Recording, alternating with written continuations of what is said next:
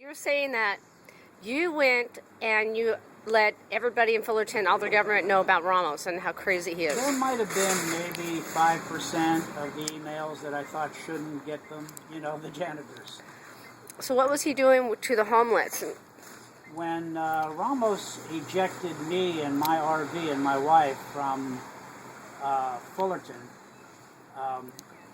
he knocked on the door, and I was not well in those days. I could hardly move. I was very feeble. I answered it. It was very threatening. And he said, "Get your RV out of Fullerton right now or I'll tow it."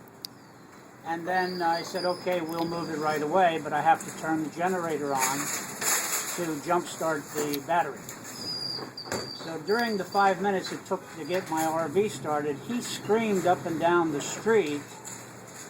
This is the back street to the factory there at Orangethorpe and State College. And I forget the name of the factory. But he screamed up and down the street in his patrol car at a very high speed with a very menacing look of madness on his face. Apparently he was on speed or something. I've dealt with a lot of people who are on speed. He had that look.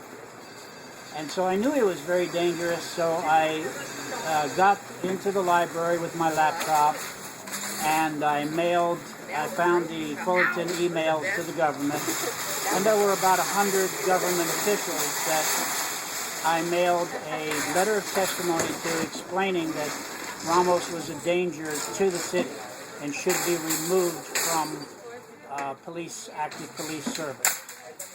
And not one Fullerton government official responded, from the mayor, the chief of police on down, not one. Have you heard any other stories about homeless that Ramos is badgered or anything? No, not until the killing.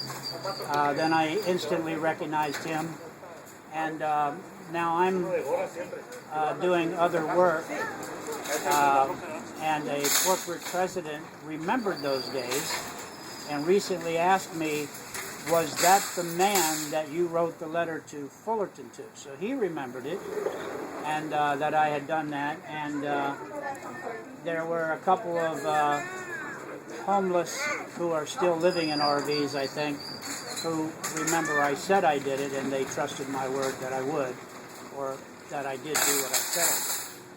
And one of them got the floppy disk from me, which I thought was of no further use, and I gave it to him so he could do a mailer for one of his complaints to the city. So you actually, when you got up and you actually left finally, after you I got moved that day from Fullerton to Anaheim. I spent another year in RVs, and then the last 3 years I've been in apartments in Anaheim with my wife. Well, thank you. You're quite welcome.